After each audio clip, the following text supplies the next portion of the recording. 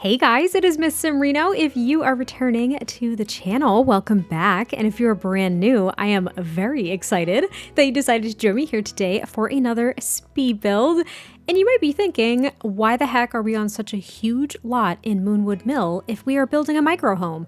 And the answer to that is just because I wanted to kind of put a lot more effort into landscaping and using terrain tools to try to make this like a little micro cabin in the woods, kind of, sort of. I thought Moonwood Mill would be a great setting for that. I could have built it in Granite Falls as well, but as most of us know, I won't assume all of us, but as many of us know, Granite Falls is a vacation-only world, and I just wanted to make sure that when I built this, that I could make it a residential lot and not have it be an issue, so I built it here in Moonwood Mill, so it doesn't really matter where it goes, but I believe that this is a 30 by 40 or like a 40 by 30 or something. It's a pretty big lot, but I wanted a ton of space because the cabin itself, now if you're not familiar with micro homes or tiny homes in The Sims 4, if you don't have the tiny living stuff pack, I would recommend it highly.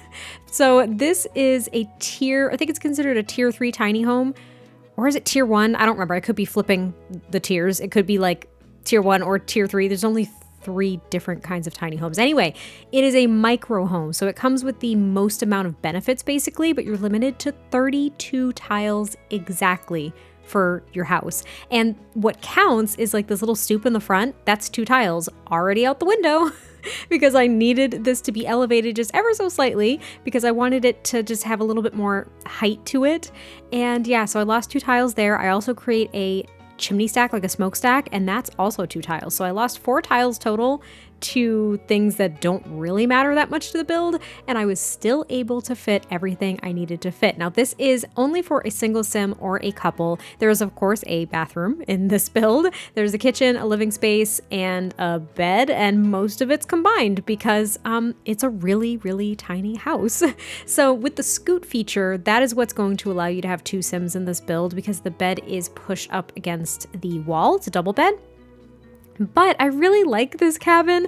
I tried to work on the exterior for the most part to make sure I could really make this work with the amount of tiles that I was restricted to, and then I ended up diving right into all the landscaping. I would actually say a majority of this video is landscaping, so if that is not of interest to you, then thanks for popping by. The rest of it's not going to be super fascinating because the interior goes so quickly because it's so small. But you can see here that I decided to create a pond. I do have the cabin up on a bit of an incline, and now I cannot take any credit for this. These rocks from Cats and Dogs, okay? There is an incredible Sims YouTuber, Plant Sim Girl. If you have not watched her videos, they are aesthetic, they are calming, they're incredible. She makes some absolutely incredible builds, and her landscaping is like top tier. And what she does is in a lot of her builds, when she uses terrain manipulation, she uses these rocks from Cats and Dogs because I didn't know this. This is what I learned from her.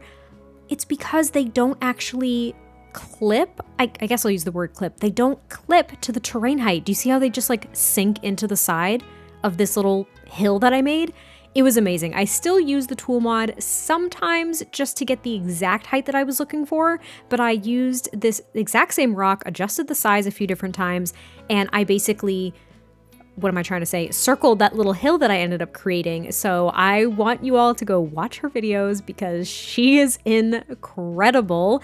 And if it weren't for watching some of her videos, I wouldn't have known that these rocks were so versatile, and I wouldn't have even known to use them here. So I decided to use them here. I used them around this little pond a little bit as well. I thought that was kind of nice. And then I just tried to pull out a ton of trees, and I tried to use some that came in the werewolves debug menu. A majority of them kind of came from that. However, I think the evergreen trees were from the Cats and Dogs debug menu as well. I think there's one in the base game like landscaping catalog, but I like using free things if I can. And this giant stump as well, that came from the werewolves debug menu too. And I didn't put a lot of activities outside. I'll be very transparent there. I kind of left it open for you all to decide what activities you'd like to add. Now, I don't remember how expensive this lot is. I don't think it's too pricey considering how small the house is and how all the landscaping items are free. It really can't be that pricey. So it's probably a fairly affordable lot. Again, I just don't remember off the top of my head. I could be I could be totally lying. I don't know. But I really didn't use like top tier items in this house either because it's kind of a rundown little shack.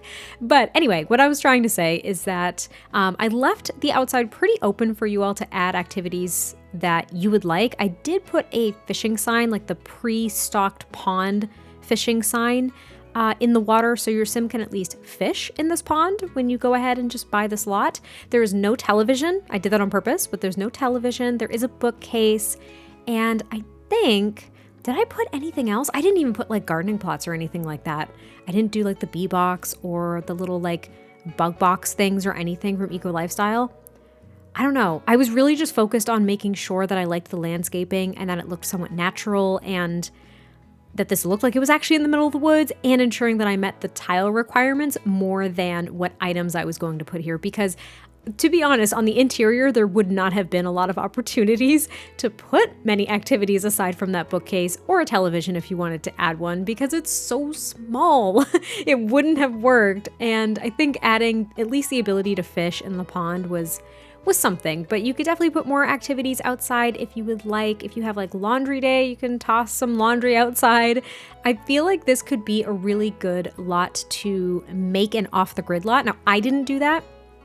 There are some overhead lights and things on the interior that are 100% on the grid, as well as the shower that I ended up using.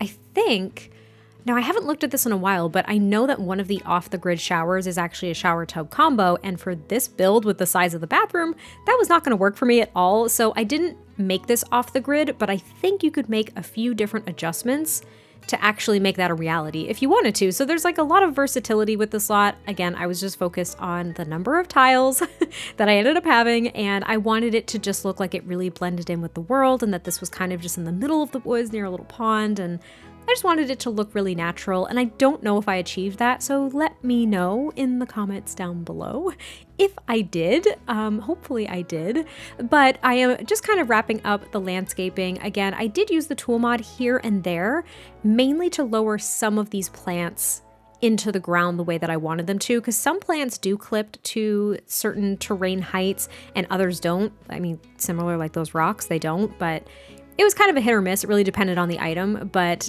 trying to make this look natural was really difficult, by the way.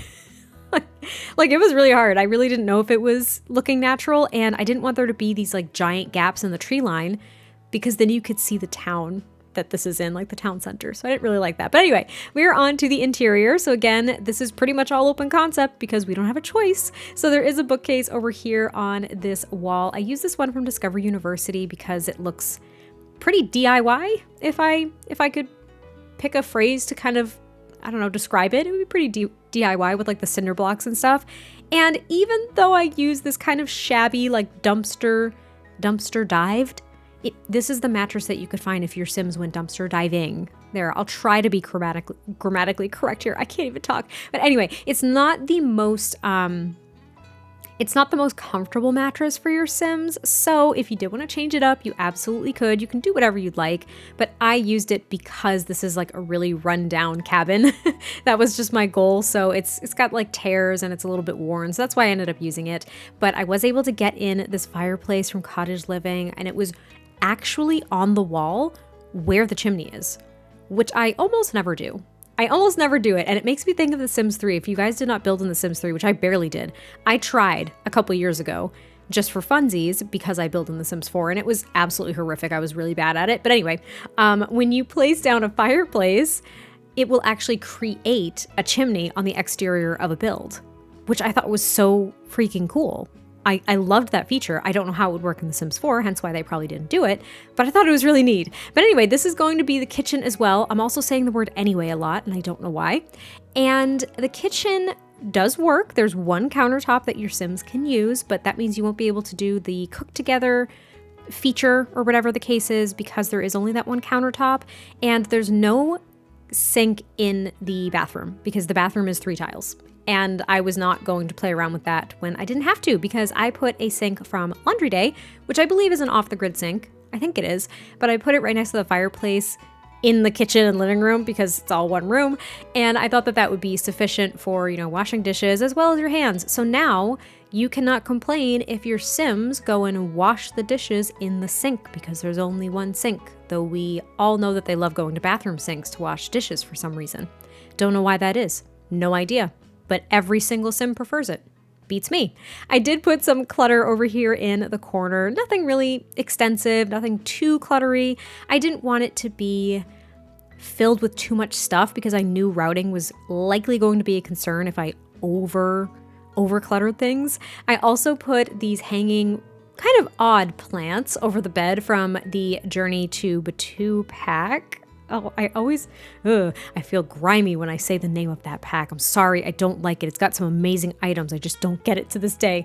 I also put some, I'm in a mood today. I also put some artwork on the walls and just some other like bits and pieces around this build as well. But that's the overhead light I was mentioning that is not off the grid. I also did use these saucer lights, which are also not off the grid, but this is pretty much it for the build. So I hope you all enjoyed this. I can't wait to hear your thoughts, and I will catch you next time I post a video, and I will talk to you soon. Bye.